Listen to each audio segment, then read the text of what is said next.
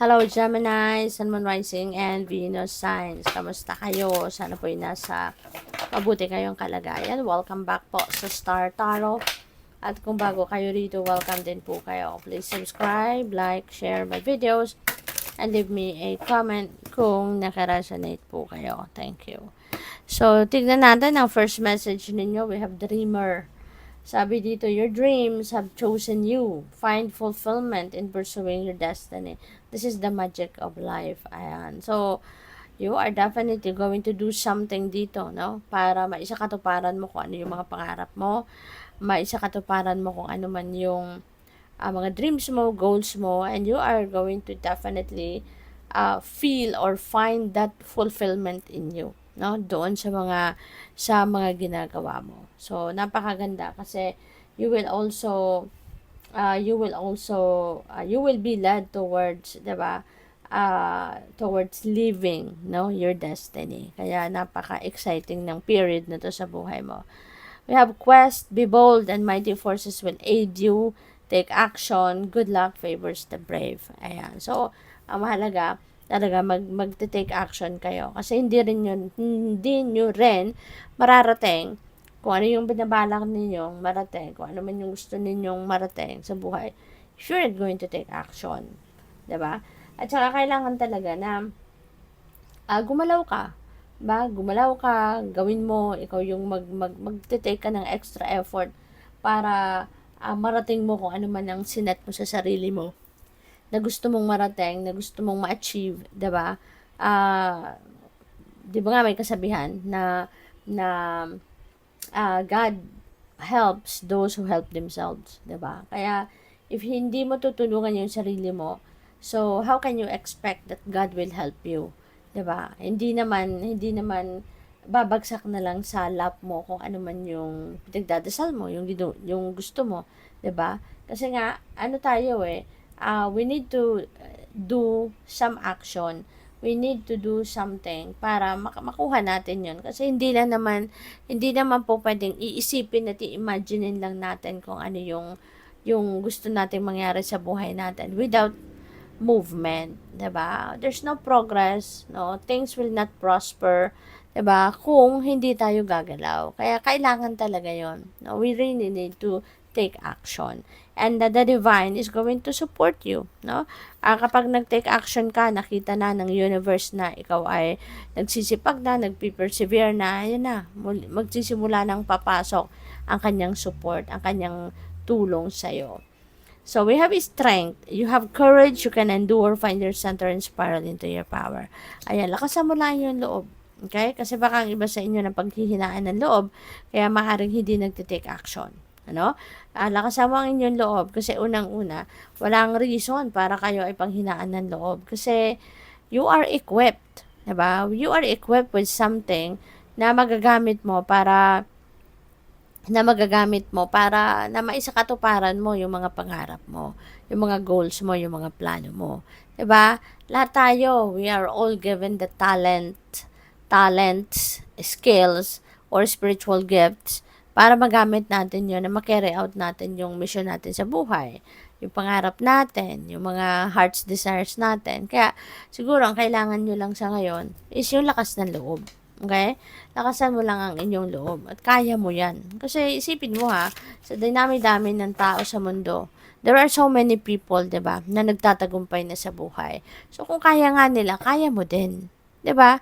Kasi hindi naman selective yung Panginoon 'di ba? Kung sino ang nakikita niya na tinutulungan niya ang sarili, tutulungan din niya.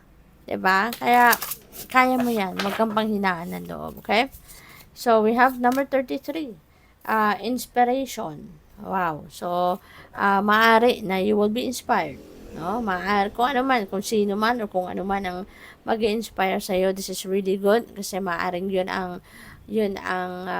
ito na yung pagmumulan, kumbaga, ng inspirasyon mo or ng motivation mo din para magsimula ka ng mag-take action para doon sa kung ano yung ano mo, o para doon sa kung ano man yung mga pinapangarap mo, 'di ba? So, we also have sky dancers, surrender. Ayan. So, maaari ng iba sa inyo rito, this is an advice para sa iyo na it's about time na to surrender to the divine. It's about time na to surrender to the destiny. Okay? Kasi kahit anong pilit natin, no? Kung tayo yung nakaupo sa driver's seat at tayo yung nagpipilit, 'di ba? Tayo yung nagpipilit na makarating sa kung saan man tayo makarating. Pero kung hindi man yun ay ang para sa atin, kung hindi man yun ang best para sa atin, kahit anong pilit natin, hindi rin naman natin yun mararating. 'Di ba? Hindi papayagan ng divine universe na mapunta ka sa isang sitwasyon na hindi para sa iyo. Kasi otherwise, magiging problema mo lang yun. Mahihirapan ka lang doon, 'di ba? Kaya nga hindi papayagan ng universe na mapunta ka sa isang sitwasyon na hindi destined para sa iyo. Kaya sometimes, kailangan lang natin na isurrender na lang sa universe ang lahat.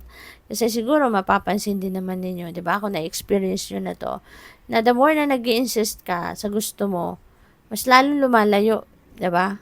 Mas lalong nahihirapan, mas lalong dumadami yung problema, mas lalong nagba-branch out, 'di ba? Yung mga dahilan ng delays, ng blockages. And that is a sign already, no? When those things are happening na talagang paulit-ulit, one after the other, 'di ba? Ibig sabihin nun, that's not for you. Ibig sabihin nun na it's about time na to change direction, or it's about time na to surrender to the divine, 'di ba? And just allow the divine to ‘di ba, to direct you kung saan kayo dapat. Okay? Or mag-surrender ka and then just go with the flow. Sundin mo lang kung ano yung guidance ng universe para sa iyo. Okay? So, what else? We have Moon Maiden, New Beginnings. Wow. So, mayroong mga magsisimula dito. Okay? Maaari na kung ano man itong something, no, an opportunity that inspires you sa ngayon, maaaring ito yung sisimulan mong bagong ganap. 'Di ba? Pwede rin na excuse me po. Pwede rin na mayroong bagong path na magbubukas dito para sa iyo. 'Di ba? Because you are surrendering to God. Parang, sige God, ikaw na po ang bahala. 'Di ba? Just lead me to where I need to be. And maybe, i-guide ka na ng divine universe ngayon sa isang bagong path na para sa iyo.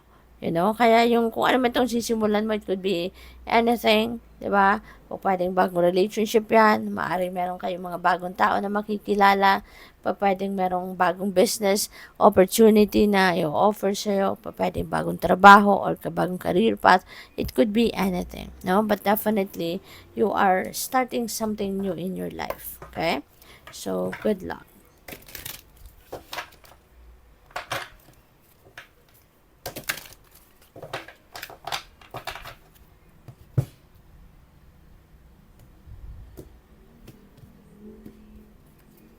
So, we have the Celestite, Soothe Your Soul. Okay? So, siguro, it's about time din para sa inyo ngayon, Gemini, to focus on or to tap into your soul. Okay? Kasi your soul also knows kung anong best para sa iyo. And, kadalasan, diba, binibigyan tayo ng guidance din ng soul natin kung ano yung best para sa atin. Diba? So, ngayon, connect, no? Connect with your soul. Kasi maaaring kailangan mo ngayon na kumbaga kausapin yung sarili mo. 'Di ba? Kausapin mo yung sarili mo. Ask what your soul wants you to know at this time. Okay? How can you do that? No, magdilay-dilay ka, mag-meditate ka, 'di ba? Magpahinga ka para nang sa gayon when you are rested kasi mas doon when you are resting and when you are rested, that's when the time, no, na yung parang pagkakataon ng soul mo yan to speak. Kasi kapag nagpapahinga ka, syempre, wala kang ginagawa. 'Di ba? So, focus lang kayo sa iniisip mo. Focus lang, tune in lang kayo sa sarili ninyo. Kaya that's when your soul speaks, when you are quiet. Okay? So, what else? We have Sow the Light, Speak Your Truth. Okay? Napakahalaga nito. Yung open communication. Napakahalaga sa kahit anumang category ng relationship. Whether that is a romantic relationship mo, whether that is sa kaibigan, relationship mo sa kapamilya, or sa trabaho, regardless, ang importante, you speak your truth. You always speak your truth. kung ano yung nasa loob mo, ilabas mo. Kung ano yung nasa isip mo, put them into words, express it, so that mas magkaintindihan kayo ng mga taong kausap mo. Okay? So, we also have Garnet, ignite your passion. Okay? Ignite your passion para magtuloy-tuloy na to. Kung ano man itong mga bagay na dapat mong simulan ngayon, para magtuloy-tuloy na to. Ignite your passion. Kasi when you are also doing things, no, that you love, 'di ba? Mapapansin niyo kay gaan, 'di ba? Ang gaan ng journey when you are doing what you love, 'di ba?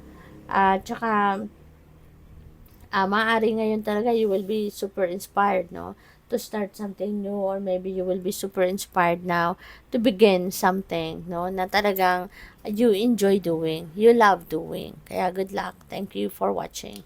Love and light. Namaste.